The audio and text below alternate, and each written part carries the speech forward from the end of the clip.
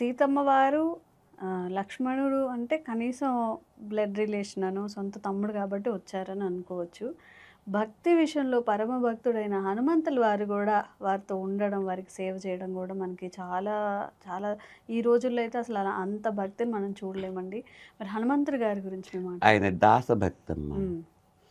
ఇప్పుడు మనకి భక్తి అనేటటువంటిది నువ్వు అడిగావు కాబట్టి భక్తిలోనే చెబుతా. 9 రకాల భక్తులుంటాయి. హ్మ్. వాటిని నవవిధ భక్తులు హ్మ్. అంటారు. హ్మ్. శ్రవణం, కీర్తనం, హ్మ్. విష్ణోః స్మరణం, హ్మ్. పాదసేవనం, అర్చనం, వందనం, దాస్యం, సఖ్యం, ఆత్మనివేదనం. హ్మ్. భగవంతుడి కథలు వినడమే హ్మ్. అది భక్తి. హ్మ్. కీర్తనం, కీర్తించటం. హ్మ్. అట్లా కీర్తించి తరించారు త్యాగరాజు, రామదాసు, అన్నమయ్య వీళ్ళందరూ. విష్ణు స్మరణం, కేవలం స్మరణే చేస్తాడు, ఒక్కొక్కడు ఏమీ చేయలేడు. హ్మ్. ఇక రామనామ స్మరణే, హ్మ్. ఏమి చేయలేడు, అంతకంటే శక్తి లేదు. హ్మ్. పాదసేవన, ఆయన పాదాలు సేవించినటువంటి వాడు. అర్చనం, పూజలు చేసేటటువంటి వాడు. హ్మ్. వందనం, నమస్కారమే చేస్తాడు, ఒకడు ఏమి చేతగాక. హ్మ్. దాస్యం, కొంతమంది దాసభక్తి ప్రకటిస్తారు.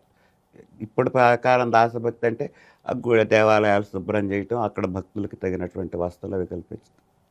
దాస్యం, ఆత్మ సఖ్యం, సఖ్యభక్తితో తరించారు. అర్జునుడు, కృష్ణుడు స్నేహం, హ్మ్. సుగ్రీవుడు, రాముడు స్నేహం, హ్మ్. సఖ్యభక్తి. ఆత్మ నివేదనం, కొంతమంది ఉన్నారు, మీరాదేవి, వీళ్ళందరూ. హ్మ్. ఇందులో హనుమంతుడిది దాస్యభక్తి. హ్మ్. దాసుడు, రామదాసుడు ఆయన. హ్మ్. రాముడు ఏది చెబితే అది చేసేటటువంటి చెప్పడు కూడా రాముడు అసలు ఎక్కువ మాట్లాడు మితభాష. హ్మ్. ఆ మనసుని గ్రహించుకొని చేయటమే వీళ్ళందరూ. హ్మ్. అట్లా ఆ ఆంజనేయుడు పరమ భక్తుడయ్యి హ్మ్. మీరు అడిగింది ఏంటంటే సీత విషయంలో కదా. హ్మ్. హ్మ్. సీత మరి రాముడికి అంత పరమభక్తుడైనప్పుడు అసలు ఇక్కడ ఇంకొక విషయం చెబుతా. హ్మ్. అసలు సీతని రాముడి దగ్గరికి తీసుకురావడానికి ప్రధాన కారకుడు ఎవరు? హనుమంతుడే. హ్మ్. సీతను రావణాసురుడు తీసుకెళ్ళాడు. హ్మ్. వీళ్ళు ఋషిముఖ పర్వతం దగ్గరకు వచ్చినప్పుడు హనుమంతుడు వాళ్ళతో సుగ్రీవుడితో స్నేహం ఏర్పడింది. సరే, అక్కడ కొన్ని కారణాల వలన వాళ్ళని చంపి సుగ్రీవుడితో స్నేహం చేశాడు. ఆ సుగ్రీవుడు వానరులను పంపాడు, దక్షిణ దిక్కుకి హనుమంతుడిని పంపాడు. ఈ పంపేటప్పుడు హనుమంతుడికి సీత ఎట్లా ఉంటుందో తెలియదు, హ్మ్. ఎటు ఎవరు తీసుకెళ్లారో తెలియదు. హ్మ్. అటు దక్షిణ దిక్కెళ్ళారనేది అనుమానమే, హ్మ్. అటు అయ్యి ఉంటుందని. హ్మ్. జటాయువు చెప్పినా ఇంకొకళ్ళు చెప్పినా హ్మ్. ఎట్లా ఉంటుందో తెలియదు, ఎటు వెళ్ళిందో తెలియదు, ఆమె కనపడితే ఏం మాట్లాడో తెలియదు, హ్మ్. ఆ తీసుకెళ్ళిన వాడు ఎట్లా ఉంటాడో తెలియదు, ఎక్కడుంటాడో తెలియదు, హ్మ్. ఏ మార్గాన్ని అక్కడికి చేరాలో తెలియదు. హ్మ్. అసలు ఏమీ తెలియని స్థితిలో హ్మ్. ఒక కార్యభారాన్ని భుజాన వేసుకొని వెళ్ళాడు. అప్పుడు వాళ్ళు ఇటు ఇటు వీళ్ళని పంపిద్దాం అనుకుంటామన్నప్పుడే సుగ్రీవుడు సాలోచనగా దక్షిణ దిక్కుకి హనుమంతుడు పంపుదామన్నాడు. హ్మ్. ఎందుకంటే వాళ్ళకు ఒక అనుమానం, దక్షిణ దిక్కుకి సీత వెళ్ళుంటుంది హ్మ్. కాబట్టి అటు సమర్థుడిని పంపితే సాధించుకోవచ్చు కదా. హ్మ్. ఆ ఆలోచన గ్రహించే రాముడు అతనికి అంగుళీయకం కూడా ఇచ్చాడు. హ్మ్. సాధిస్తాడు అని నమ్మకం ఉంది. హ్మ్. హనుమంతుడికి చెప్పలా, హ్మ్.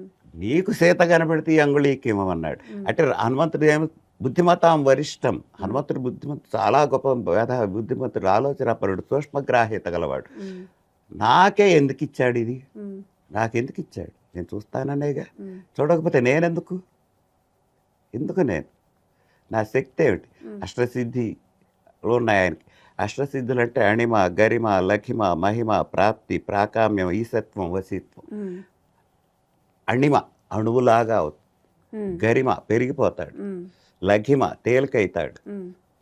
మహిమ చూపిస్తాడు. హ్మ్. ప్రాప్తి, దాన్ని పొందుతాడు. హ్మ్. ప్రాకామ్యం, అవసరమైతే తనే లొంగిపోతాడు. హ్మ్. హ్మ్. ఈసత్వం, తాను పెద్దదవుతాడు, హ్మ్. లేకపోతే తనే లొంగిపోతాడు.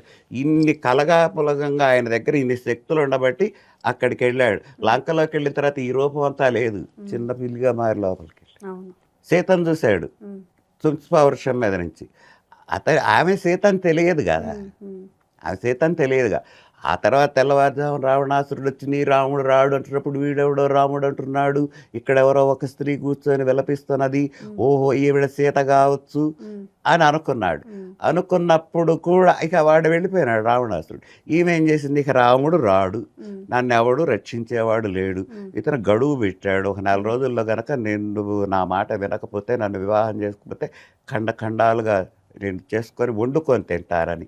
ఇక ఈ మరణం కంటే నా మరణమే నాకు శరణ్యమని ఆ చీర కొంగు తీసి దానికి చుట్టుకోబోతున్నప్పుడు ఆంజనేయ ఇక స్వామి. అయోధ్య నగరాన్ని దశరథుడనే రాజు పాలిస్తున్నాడు అని రామకథ గానం చేస్తాడు. ఎప్పుడైతే అయోధ్య నగరం అనే మాట అక్కడ వినపడదో సీత సాలోచనగా చూసి ఒక సూక్ష్మ కోటి కనపడు. ఇక ఈ కథాగానం అంతా చేశాడు. ఆ రాముడు పంపి అది చాలా పెద్ద కథ మొత్తం చెప్పాడు. ఆ రాముడు పంపిన వావిదూత హనుమంతుడిని నేనే రామదూతనని ఆ ముందు దూకుతాడు. అయినా నమ్మల ఇది ఒక రాక్షస మాయ అనుకో. ఆ తర్వాత ఇది రాక్షస మాయ కదా నువ్వు కాదు అంట. నేను కాకపోవటం ఏంటమ్మా నా రూపం చూడు ఎంత ఉందని చూపించాను. అప్పుడు నమ్మింది నువ్వు సముద్రం దాటి ఉంటావు. అయినా నమ్మకం కలగల. నువ్వు కనపడితే ఇవ్వమని రాముడు అంగుళీకిచ్చా. అప్పుడే ఆయన నేను నిన్ను తీసుకెళ్తారా అన్నాడు. నేను రాను, రాముడు రావాలి, రాక్షస సంహారం జరగాలి, ధర్మమే నిలబెట్టాలి, అప్పుడు నేను అటు వస్తా. నువ్వు ఇప్పుడు ఇంకో ప్రశ్న నీకు రావచ్చు, ఎవరికి? ఆంజనేయుడికి. ఆమె అంటుంది నువ్వు పరపురుషుని తాకను, ఇప్పుడు నేను భుజాల మీద పెట్టుకుంటే తీసుకెళ్తానంటున్నావు. నేను పరపురుషుని తాకను, రావణుడి తప్ప. మరి ఆ రోజు నిన్ను వాడు పట్టుకున్నాడుగా రావణాసురుడు అంటావు, అది నేను మూర్ఛాస్థితిలో ఉండంగా తీసుకొచ్చాడు. అప్పుడు నేను అపస్మారకంలో ఉన్నా. నాకు అసలు ఏ పురుషుడే పట్టుకున్నాడో స్త్రీయే పట్టుకున్నాడో తెలియదు. ఒక తెలిసేటటువంటి స్థితిలో ఉండి పరపురుషుడి స్పర్శ నేను ఎట్లా సహిస్తాను? రాను. గొప్ప